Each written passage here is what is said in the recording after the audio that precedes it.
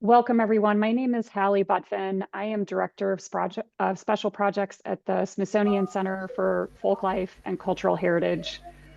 We are, as an institution, a member of the UNESCO ICH NGO Forum, and I serve on as part of our research group looking at ICH and sustainable tourism.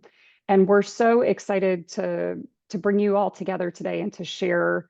I won't be doing the talking today, but to introduce you to some wonderful colleagues who have been doing research work on cultural tourism that I think you all will find very interesting and informative to these interactions between intangible cultural heritage and sustainable tourism. Before we get started, I want to share some really sad news. I just learned this morning that we lost Professor Dr. Christine Kutma, who passed away recently. She was from Estonia and had been the head of UNESCO Chair on Applied Studies of ICH. And so I just want to recognize that sadness. We are putting her memorial in the chat. She was very supportive of the research group and the convention, and that's a great loss to our community. All right. I want to introduce you to today. As we've done cultural heritage work at the Smithsonian, we've delved into this space. We've been working for about 10 years now, a little bit more than that. And I've had the pleasure of getting to know some really incredible researchers in this process of trying to figure out how to work effectively with communities to design tourism experiences that really, create an opportunity to serve the goals of preserving and sustaining cultural heritage that matters most to people, and to do that in a way that's really ethical. And so today we're joined by two researchers that I have had the pleasure of working with over the years. Ruzanna Tsaturyan. Ruzanna is a researcher from Armenia who we worked with on our My Armenia Cultural Heritage Tourism Program, and Ketevan Gurchiani, who I've had the pleasure of working with for the last couple of years on a village-based project in Georgia that you're going to be hearing a lot more about these projects today. And moderating the conversation, we have Michele McKenzie. I met Michele first working on our Tunisia Living Culture program that was funded by USAID. And then, as a beautiful coincidence, Michele ended up being the chief of party on a tourism program that focused in the Caucasus. And so she worked with both Ruzanna and Ketevan. And I just saw Ahmed Charfi join us from Tunisia as well. What a wonderful, friendly face to see in the chat. So what I'm delighted today to bring these amazing women together, bringing a research perspective. Michele is so dynamic and incredible, and a mentor to me as well, learning more broadly about tourism, and in her career, which has been incredible, Destination Canada, and developing experiential tourism, and particularly working with Indigenous communities. So I'm going to stop there and hand it over to Michele, because I think this is going to be a really rich dialogue, and I can't wait to dive in. So Michele, please take it away. Thank you, Hallie. Hi, Ahmed. It's so good to see you. Just have to say that. And thank you for those introductions, Hallie, and welcome everyone to today's dialogue on action research experiences in tourism and living heritage. So I'd like to thank the Smithsonian Center for Folklife and Cultural Heritage and the ICH NGO Forum for convening us here today. And just a reminder before we get started for everyone, please keep your mics off through the presentation. If you have questions, I'm asking if you can put them in the chat, and I will be watching the chat for your questions as we go. Our objective today is to expand the scope of our understanding of the relationship between ICH and tourism and the benefits and challenges from different perspectives. We'll explore the practical application of action research in tourism and living heritage contexts, and what to do when tourism and ICH meet. Action research, as we know, is a collaborative, iterative approach at identifying problems, implementing context-specific solutions, and generating social change. I became interested in this approach following my experience in Canada, developing the Canadian Signature Experiences Collection, and my follow-on work in international development in the MENA region and South Caucasus. And so my observation is that the so-called field of tourism development is impatient and often driven by marketing concepts of authentic experiences without the rigor of a research-based approach. In fact, some approaches in tourism can actually be damaging to communities. So it's very important that we be very cautious and when working to develop ICH experiences. Today, our panelists will share their lived experiences applying action research methodology in diverse cultural and community settings related to tourism and ICH. And I'm particularly delighted that our speakers are from Georgia and Armenia, beautiful part of the world that I had the opportunity to live in and work over the past 2 years. So our first speaker, I'd like to introduce more formally, of course, her bio's on the website, but I'd like to just take a moment. Ketevan Gurchiani is a professor of anthropology and head of the Research Center for Anthropology at Ilia State University in Tbilisi. Her work explores urban anthropology, everyday religion, and the negotiation of heritage in post-Soviet spaces. In 2024, she led ethnographic research for the Smithsonian Center for Folklife and Cultural Heritage in the Republic of Georgia in support of new tourism experiences based on living culture in the Mukhrani region. Following her 2015 to 18 research on religion among young Georgians, Ketevan has managed the Tbilisi as an urban assemblage project since 2020 and curated several related exhibitions. She has held fellowships at the University of California, Los Angeles, Columbia University, New York University, and the University of Frankfurt, and has taught at Cornell University.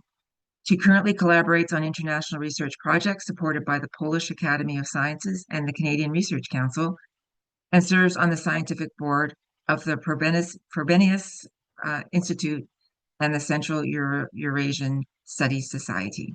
So Ketevan, please.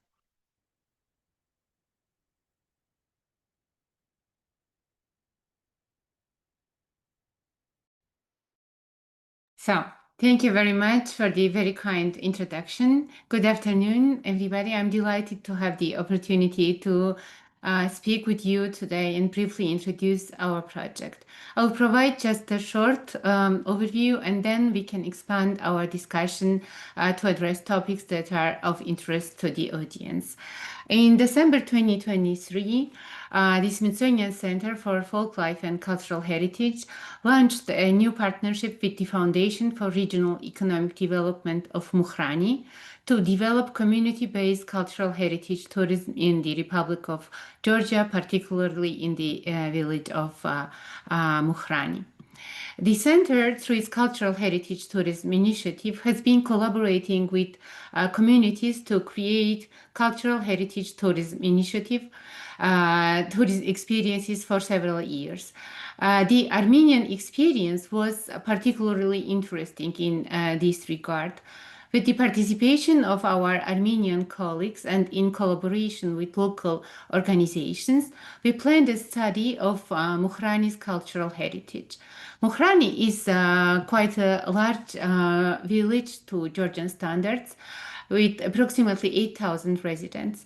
It's located very close to Tbilisi. What makes it particularly fascinating and also very interesting is how it serves as an intersection point for many different cultural layers. It's multi-ethnic and multi-religious.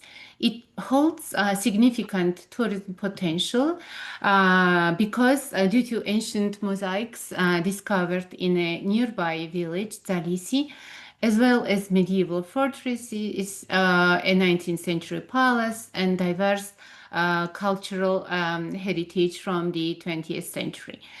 The planned project aimed to foster collaboration and active cooperation among all stakeholders. Our approach centered on three key elements: collaboration, bringing together tradition bearers, team experts, researchers, and enterprise specialists; documentation, creating a comprehensive research report with in-depth study and recommendations for tourism development and promotion, utilizing professional photography, filmmaking, and graphic design to establish brand identities and marketing materials. My team and I, so our team consisted of 2 anthropologists and 1 historian, Tinatin Khomeriki, and Alexander Kavtaradze. We joined this project as researchers. Our goal was to thoroughly study the cultural practices that shaped the village life, gather information through historical and archival research about forgotten or faded practices, observe how the local population lives today, and understand how they themselves envision the development of these cultural practices. Our research process involved several stages, and I will just outline them shortly. One was research that was conducting oral history interviews, targeted studies of certain areas or practices, and identifying distinctive cultural practices. The second important thing was youth engagement, involving Mukhrani public school students in field research, teaching them oral history, interviewing, and documentation techniques, including visualization techniques. Workshops its aim was to provide training for community members on tourism experience creation, costing, pricing, marketing, and communications, but also to give school children kind of a stage where they could present their work. Through the project, we identified different cultural heritage bearers. Some expressed interest in participating in the project, which meant developing experiences and receiving funding from the foundation. Ultimately, 7 projects were developed, and I will just go very quickly through those projects. You see them in short here, but to present them in pictures too. That was dry fruit workshop led by a young 22-year-old woman, food wine tasting experience, the horseshoe forging that was also something that developed out of this cultural practice, Georgian folk instrument classes, food tasting experience, dance lessons offered already in the village but developed in touristic experience, knife carving led by a young men from the village. Each development stage required collaboration, negotiation, and sensitivity toward what might be fascinating from an anthropological perspective, but potentially harmful if offered as a tourist experience. One example was the secret wine tradition, for which special spaces and often secret trees exist in these villages.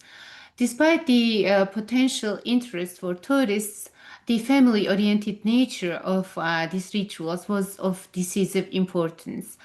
One of our research objectives was also to recognize and consider the everyday challenges and infrastructural problems faced by the local population.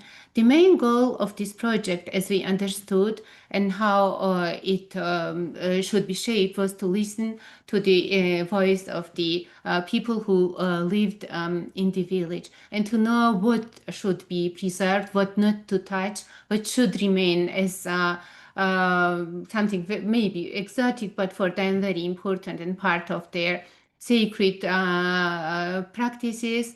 One very important thing was to support them and ideally to reduce disparities between chateaux. That was something that they looked up to but felt very distant, and the village. When meeting with Ruzanna, I often also mentioned that as anthropologists, we typically work with vulnerable groups, and our research, even when we focused on amplifying their voices, rarely achieves this in our lifetime, and we do not really see the real change. But this project kind of gave me the feeling and the hope that we could see tangible, meaningful results. But we can discuss in the following minutes how it developed and what are the obstacles. Thank you very much. That was the short introduction. I look forward to our discussion. Thank you so much, Ketevan. So for everyone online, if you have questions, I'm going to ask that you hold them until after, or you can put them actually in the chat, but I'm not going to come to the questions until after both presentations and we start the discussion. So next, I am very pleased to introduce Ruzanna Tsaturyan. She's a researcher at the Institute of Archaeology and Ethnography at the National Academy of Sciences in Armenia and lecturer at Yerevan State University and a co-founder of the Culture for Sustainable Development NGO. Her research focuses on intangible cultural heritage in sustainable development and community vitality. As a member of Armenia's Expert Council on ICH, she has contributed to multiple nominations for UNESCO's representative list to the National ICH Registry. In 2018, Ruzanna collaborated with Smithsonian's My Armenia program to develop community-based tourism models and co-curated the Armenia Creating Home program at the Smithsonian Folklife Festival. More recently, she has focused on the vulnerabilities of ICH in the context of forced displacement, working with displaced communities to document practices and resilience strategies. She shared her early findings at the 2025 Conference on Armenian Cultural Heritage at the University of California, Los Angeles. Ruzanna, please.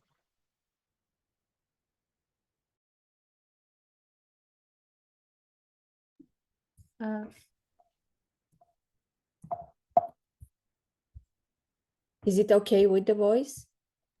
Perfect. Okay.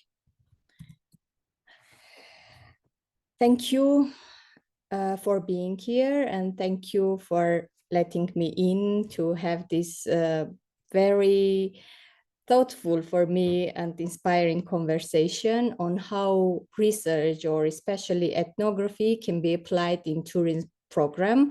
I will today present the case of My Armenia Cultural Tourism Program.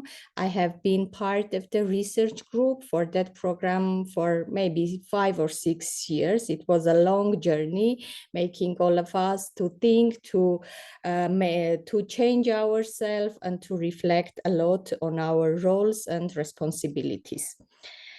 A brief overview of the project. It was a joint project between Smithsonian Folklife and Cultural Heritage Center, Armenian government in the face of Institute Archaeology and Ethnography, where I am working, and USAID funded and My Armenia Cultural Tourism Program.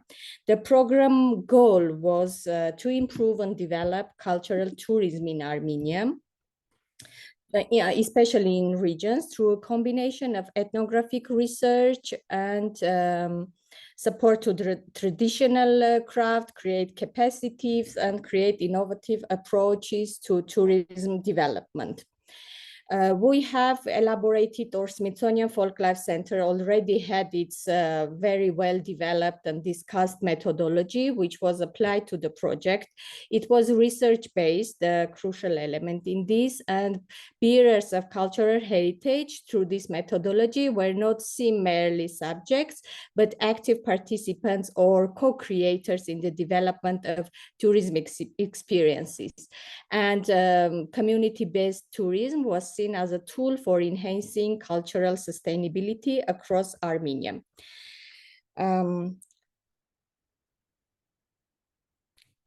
Methodologically, the program was rooted in what anthropologist Clifford Geertz called thick description. We used this concept to develop deep contextual portraits of cultural practices, places, and people. This approach helped convey the multi-layered nature of heritage so that even a visitor unfamiliar with Armenia can connect with the local life and values. The aim was to enable a meaningful dialogue between visitors and communities rather than simply offering passive consumption of culture. And we applied ethnographic and cultural heritage research in several ways, trying to improve the content of tourism experiences, develop and implement an ethnographic module for regional tour guides. We enriched the content of 7 regional museums. We supported the design and content of 8 regional cultural festivals. We also have a training for TUMO students through videography workshop focused on ethnographic filmmaking. And also we shared whatever we learned and reflect through this project at conferences and publications. We work within the project in 5 regions of Armenia. You can see the Yerevan is the capital of Armenia, and the regions are trying to, the project choose the regions far from the capital in order to make more benefit for regions. And we were trying to to create tourism experiences in several sectors: craft, food, art, hiking trails, wine experiences, and more.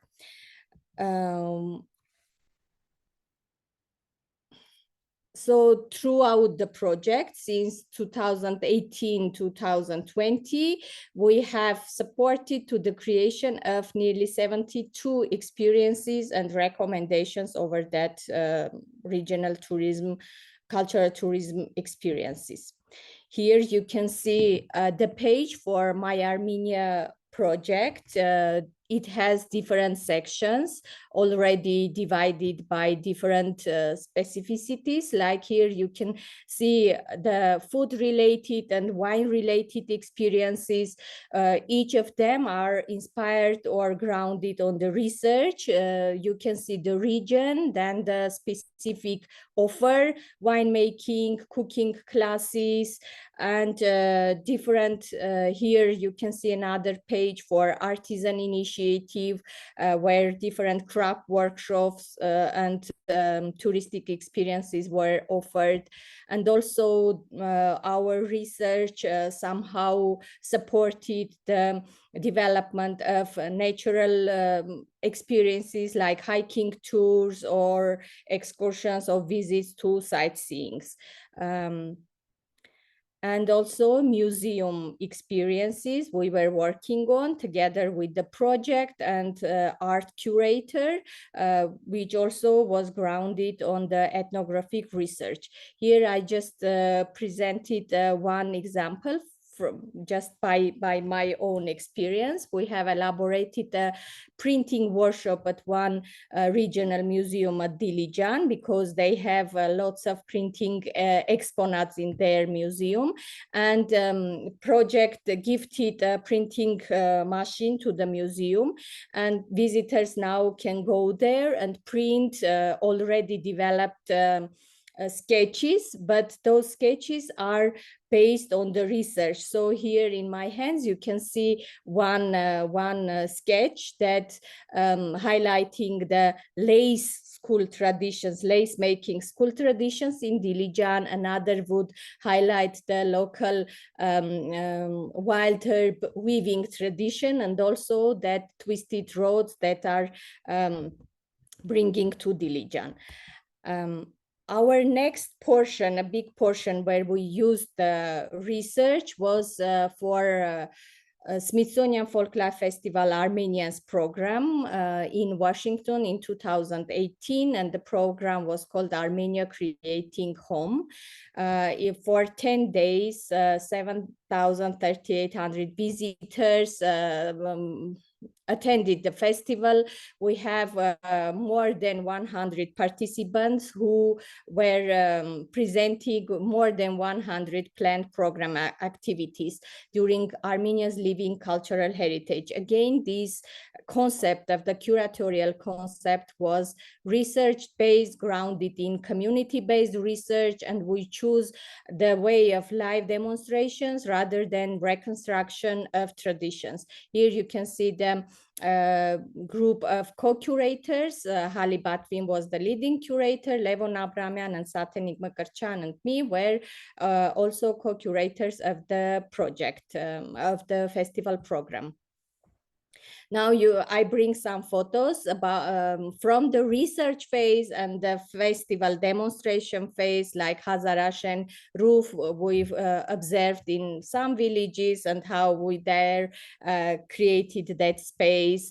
Lavash baking on the right side during our research, it is a traditional bread, and then how we make it happen at the festival side. And the last one I love very much, how Armenian program coordinators from the Smithsonian Center tend to sterilize the jar and making them winter preserves like we do in Armenia. And on the right side, you can see that corners in most of Armenian village houses. Also, we have created, based on the research, some documentaries on regional traditions and foodways, which is now in wider use for teaching, for presenting, and making the project outcomes sustainable. Thank you. And I'm happy to reflect on this later during question and answer session. Thank you so much, Ruzanna. So now we will open it up for the discussion. As I say, I've got some questions prepared, but if you have any questions, please again, please add them into the chat, and I will make every attempt to get to them. So I'd just like to kind of jump in on maybe to think about action research and the steps of action research, and thinking about collaboration and stakeholder engagement. Ketevan, I'd like to start with you, please, and ask, what strategies did you use to build trust and ensure active participation in the community? Thank you very much for this question, because it is really crucial to build trust. Besides the usual instruments that we as anthropologists have, engaging in everyday practices, etc., one of the most impactful aspects of our methodology was the involvement of school children, of local school children from Mukhrani public school. Their role was really pivotal in building the trust, because they were absolutely essential in our research process and shaping the outcomes. There was an anthropologist, Yerevan State, and he said, if the children trust you, then the community will trust you too, because if they welcome you and if they are ready to work with you. So first, they provided immediate access to family networks that would have taken months for us to develop organically. When we trained them in oral history techniques and in visualizations and documentation methods, they did not just learn research skills, they became active participants, and they would take you to their grandmothers and grandfathers, etc. Their enthusiasm was also contagious, and family members who might have been hesitant to speak with us directly, or also to acknowledge or to look into their archives or look around and see if something is interesting, now were more willing to participate. Then second, the children's involvement signaled also to the broader community that our project valued this intergenerational knowledge transfer. That we cherished this. And another important thing besides being involved with school children was very close collaboration with the local NGO. There is one local NGO whose members were very active. It was very transformative for us. We deliberately also sometimes positioned ourselves as learners rather than experts, relying heavily on their knowledge of local hierarchies, whom to approach first, so with whom to speak about what. And then they also had crucial insights into practical concerns that academic researchers might not overlook.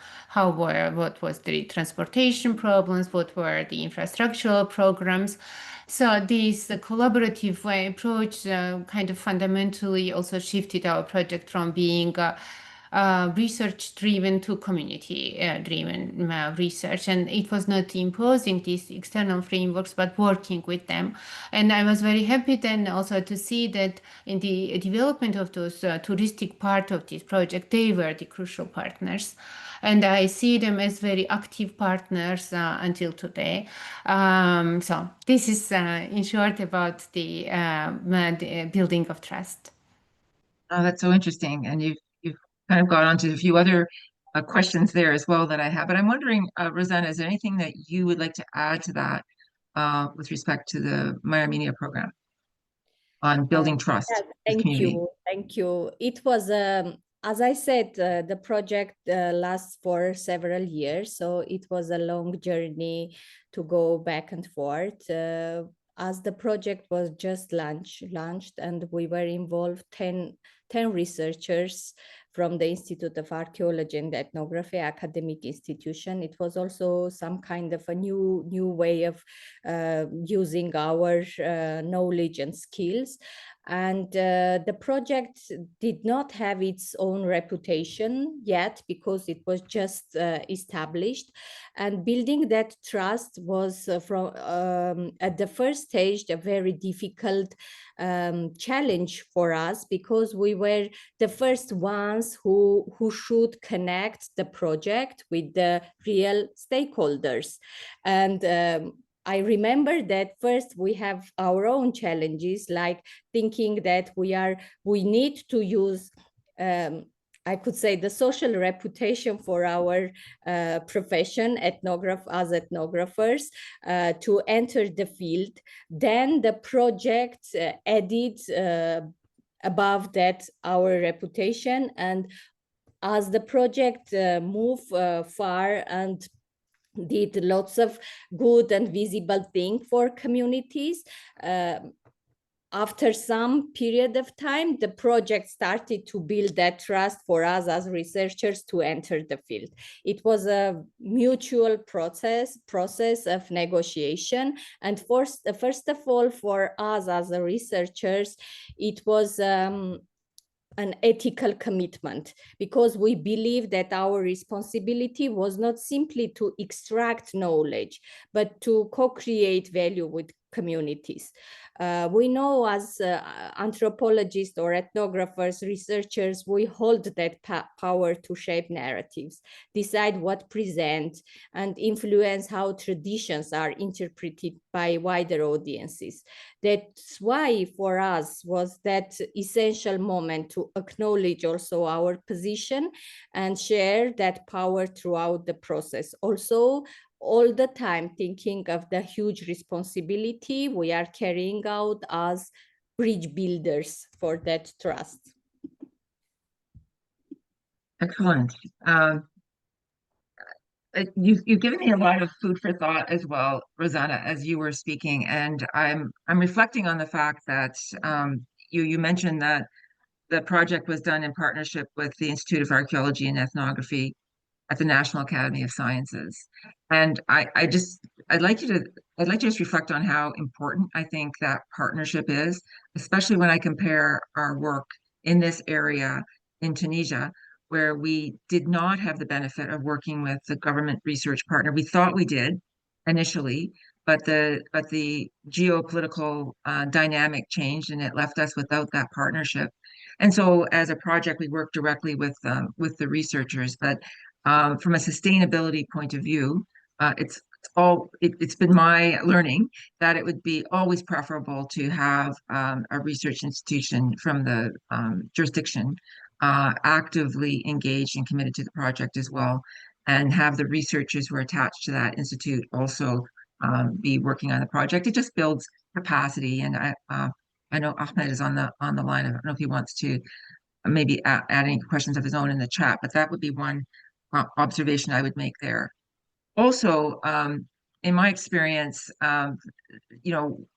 working in donor-funded projects that are working in this area, and my experiences with USAID-funded projects, but I think it would, I think the observation would translate to other donors, is that for tourism projects, we're always asked and thinking about, what is the sustainability of our activity beyond the life of the project? And I really don't know of another project in tourism that's been funded through international development dollars that has been more sustainable than the My Armenia project beyond the life of the My Armenia program. This program is finished years ago now, and these experiences are still available, and the communities are still benefiting from this research-based approach. So I just wanted to add that it's that would be one of my learnings. But going on to thinking about kind of these more on these real world challenges, I do want to ask about some of the challenges that we're experiencing integrating the community and integrating the results of the research into tourism initiatives.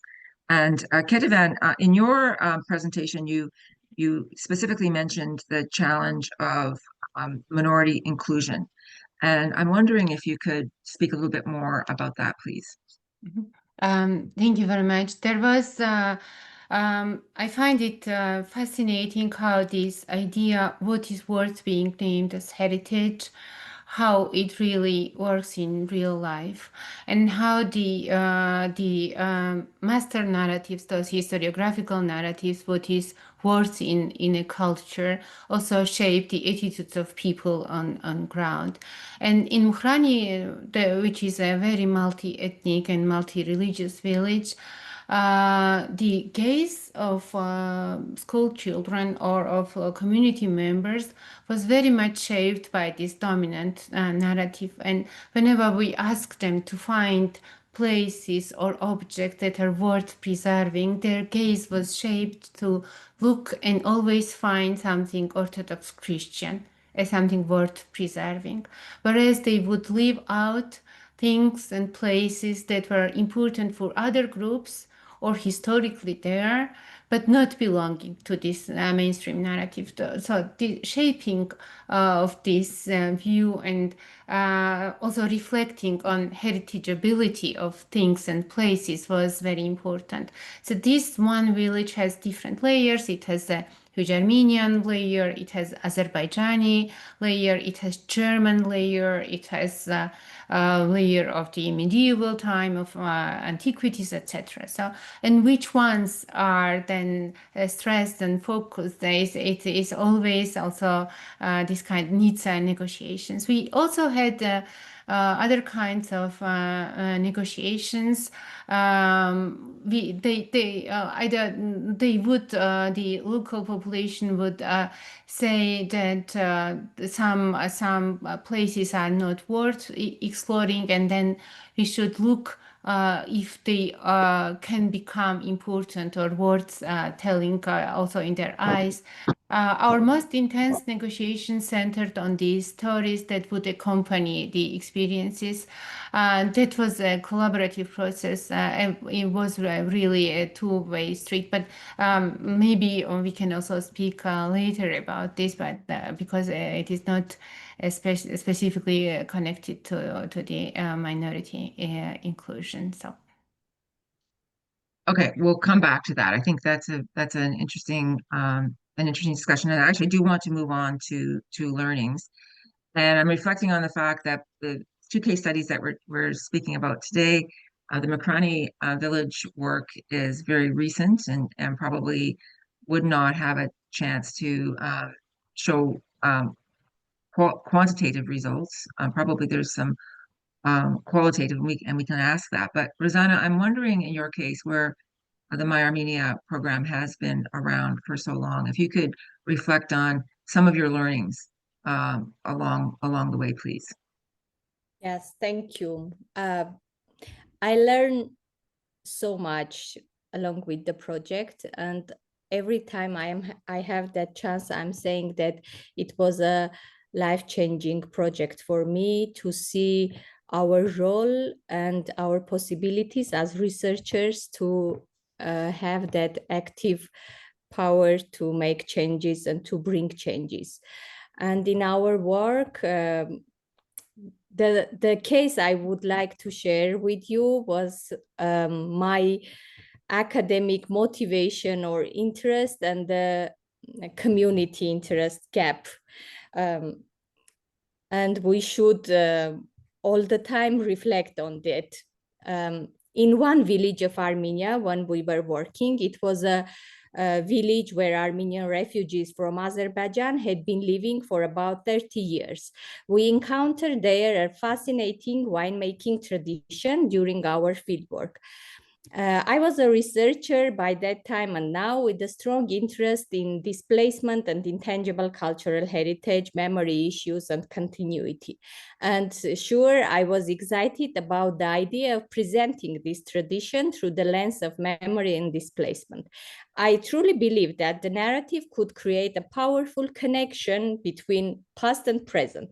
However, during our work, because we were spending lots of time in the villages during our research, I noticed that the local young man who was leading the tourism initiative didn't share the same enthusiasm as me. Eventually, during an open and honest conversation, he explained that his entire life had been spent over overcoming the marginalization of being labeled as displaced person. He had been born and raised in that village, and he didn't see himself as someone in exile or in transition, but rather he would like to highlight his role as a host, homeowner, and the creator of the place. And he wasn't happy or interested in being represented only through narrative of memory and loss. And it was a key moment for me to think about our academic interest, enthusiasm, and aspiration in contradiction what the tourism experience owner is interested mostly in the community. And we reoriented our initial concept to emphasize local identity and contemporary heritage, not just as a memory of somewhere else, but as an evolving cultural practice. This was the very solid lesson I learned during the project. There are more of these, but I would like just to share that point. Okay, well, that's super interesting. And it relates as well to Ketevan's comments about narrative and the challenge around narrative. And maybe, Keti, if you could please elaborate on that comment. Thank you. Yeah, it was interesting because we go with our ideas. We did work in archives and we found different things. But for example, in case of songs or kind of musical instruments that we want them to use or tell them, so this is a very interesting song, but it is nothing for them. It is so old that it is not actual anymore. So they would rather invent something new. They don't want to be represented as fossils or living fossils of certain ages, right? Just because it could sell better. So we had to, it was a constant negotiation. And then in some cases, we would go with the stories we heard in different families, but then another family would present an angle that would be the most important or the new angle. For example, we were working in collaboration with the foundation in Mukhrani, and then next to the new hotel and chateau, etc., there was a place where an elderly lady was developing her food experience. And she wanted to develop it as a family member of a cook who so 150 years ago worked for this owner of this chateau, for this aristocrat. And her story was a kind of anti-story, or the story that was opposed to the chateau story. And it was her freedom, it was her identity, and we found it very interesting how she placed also all this stage in anti-chateau way, and that was an interesting negotiation. But all our negotiations were filled with this co-learning, so they learned something from us or from each other. We were this kind of mediators between different families in the same village, and they taught us also a lot. I think it really, both of those examples really emphasize the feedback loop and the importance of listening and learning Michelle, and iterating. Michelle, sorry, can I Yes. add one more example Yes. like from our field? I just remember it was one northern region in Armenia. We had a very specific traditional holiday there. We call it Vardavar. It's a traditional Armenian widespread holiday connected with water. And in that region, it has a special significance. They even had their own days to celebrate it, and their relatives even are coming from different countries to join that festival. During our research, we discovered that this is very representative for the whole that region and could have very culturally significant representation. But during our observation and research with also previous attempts to make it visitor friendly, we realized that local people do not even want to earn money during this day. This is for them just a day for their family gathering, for relatives, and having and making joy. They do not even think to have like strangers or tourists to intervene their feasts or community events. And we realized that as researcher and the project, we do not have that power to push and say that this is something you need to have tourists, and although it could also bring some money for you. And we stop on that, appreciating and acknowledging the existence of the holiday and trying to think about other connection and representation rather than direct involvement to the feasting part. Thank you. I see, Ahmed, that you have jumped into the chat there just to speak a little bit about that partnering with the Research Institute. And I'm just wondering if I can put you on the spot. Did you want to add anything to the group? If you can come on camera and we can see you. Sure. What are your learning? You've worked in this as a tourism development from a tourism development point of view. Just wondering if there's anything that you would like to share from the Tunisia experience. The challenge. Thank you, Michelle. Do you hear me? Yes. I have problems with this new. Anyway, I'm very happy before everything to see you again. I haven't seen you for since one year and a half, maybe.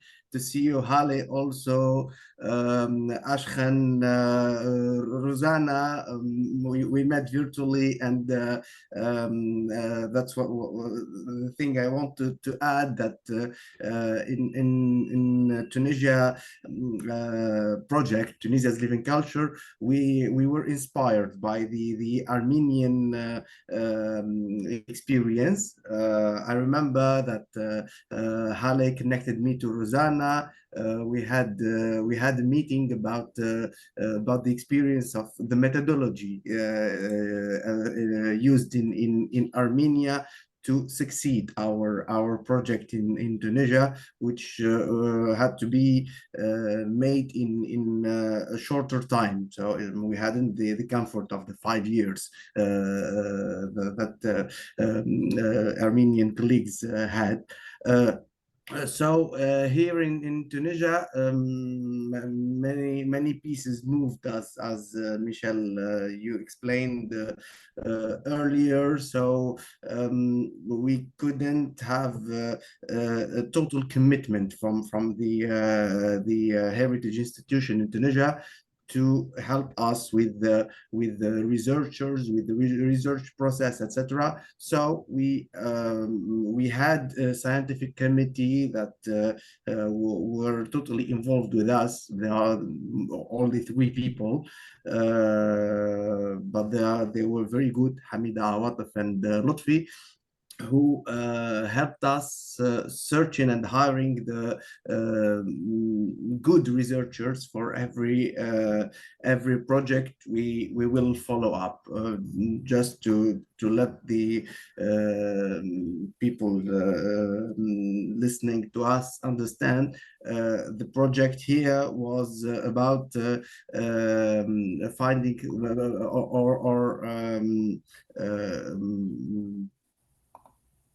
working with 30 different projects. All of them have some heritage connection somewhere. So we have to hire one researcher for every project. And those specialities of those projects are very different. Some are about food, others about handcraft, etc. So finding 30 different researcher was an extra work for us. So it was even hard because we don't belong not to university, not to the research institution, etc. So many of them were students. So they were good. Most of them were good. They made good work with the research, with the final reports they gave us. But some of them required more effort because they still have not enough skills to work with that. So having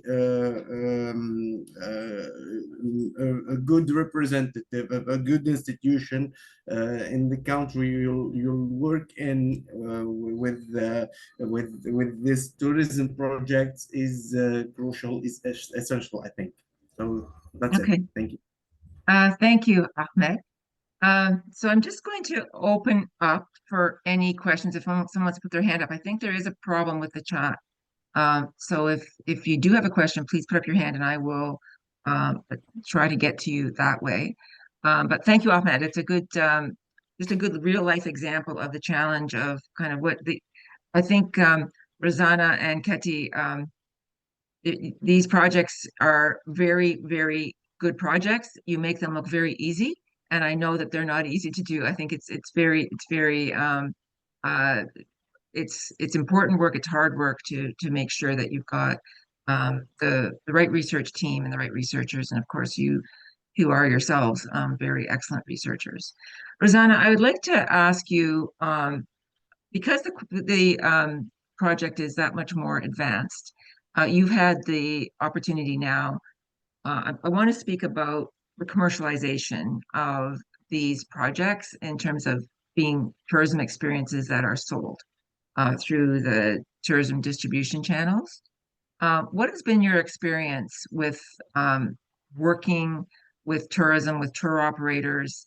What lessons have the experiences learned? Can you speak about that? The project was designed in a way that it has, how to say, different branches. One was the project team responsible for the overrunning of the project, like developing of tourism experiences and bringing them to the market. Then the researchers were, how to say, hired to support the project. Somehow we did our job on research and have to stay connected to the tourism experiences development team and marketing team to advocate more, even out of our responsibility and assignment, in order to take care of what we were doing and promising to communities.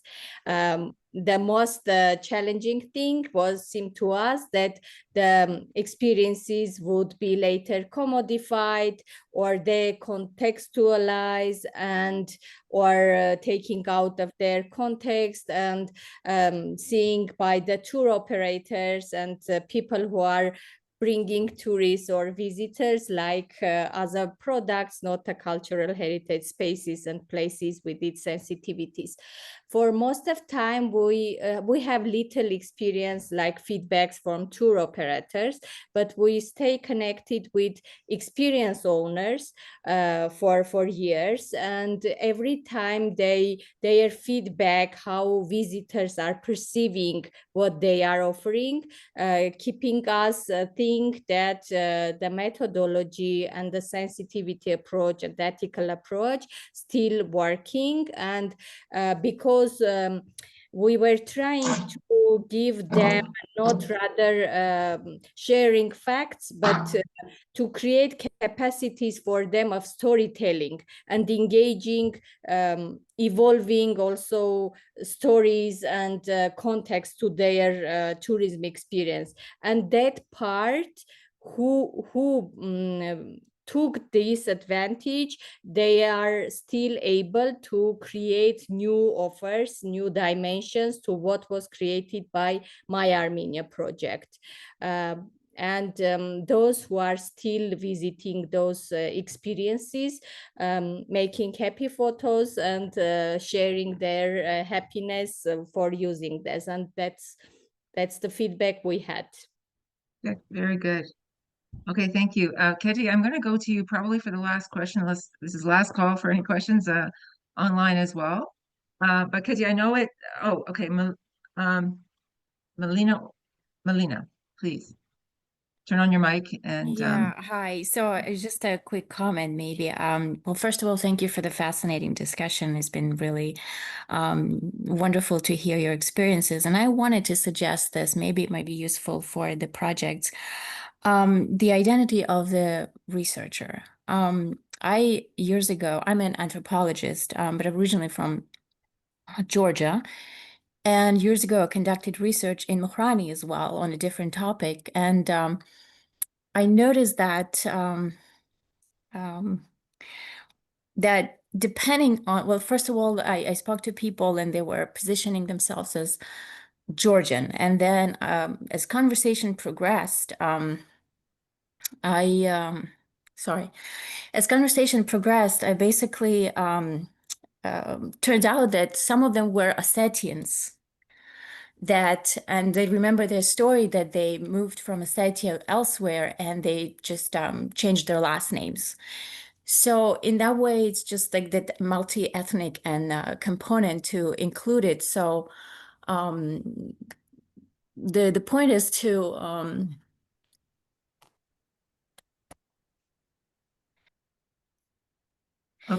sorry. It's a little bit. So the thing is to basically to keep in mind that when we talk to the locals, they may position themselves differently and may give us different information. okay, that's excellent. And I think it speaks to the whole kind of how you identify the research, how you work with the researchers, and their own perspectives that they're bringing to the table, of course. Keti, we have 1 more minute left. I'd like for you, please. I know that it's still early with the Mukhrani project, and you don't have any quantitative results, but maybe just 1 minute on what you learned, what you could share qualitatively. Thank you very much, and thank you, Milena, for your great input. I think that what we learned was, or what we could also achieve, was this feeling of ownership that the people of Mukhrani had for their experiences. Also giving them the possibility to speak freely about their different identities, which was initially a problem, but then with the mutual trust, they could overcome it and speak about different non-heritageable and heritageable things. And what I would also suggest and develop further is this community-centered documentation methodology as something that would benefit also other projects because that fostered also the ownership of the local communities. Thank you very much. Okay, thank you, Ketevan. I'm going to cut it there. I would just guide your attention to the chat, please. A question from the working group on ICH tourism based on your experiences. what you recommend to include in the ICH Tourism web dossier. Please add any ideas you have into the chat there. And I'm going to pass back over to Hallie. Thank you so much, Michelle. And thank you, Ruzanna, Ketevan. Thank you, Ahmed, for adding your comments. And thank you so much to all of you for your interest and your attention. I'm really grateful to the ICH NGO Forum also, and to Yoreen and the group for hosting this dialogue. So if anyone, I would encourage you, we have our next dialogue is already scheduled. It is on September 2nd. So just save the date and look for the invitation. It's going to be Dr. Ivan Henares, who's the president of ICOMOS International Cultural Tourism Committee. I think that's going to be a really interesting and dynamic presentation and conversation. I'd also encourage you to check out the web dossier. I think Ocean's going to put a link in the chat for that. We keep adding information with case studies and with the dialogue, so please be sure to take a look. The information, I remember finding it like well into our work on the Armenia program, and it so much reflects our methodology and ethics around doing this work. The last thing I'll say is Ashkan's going to put a link in the chat to our Cultural Heritage Tourism Initiative at the Smithsonian. If you want to learn more, if you want to be in touch, you can find my contact information there as well. So please check that out. And that is all. In case there's any other housekeeping, I'm very grateful for all of you for participating today.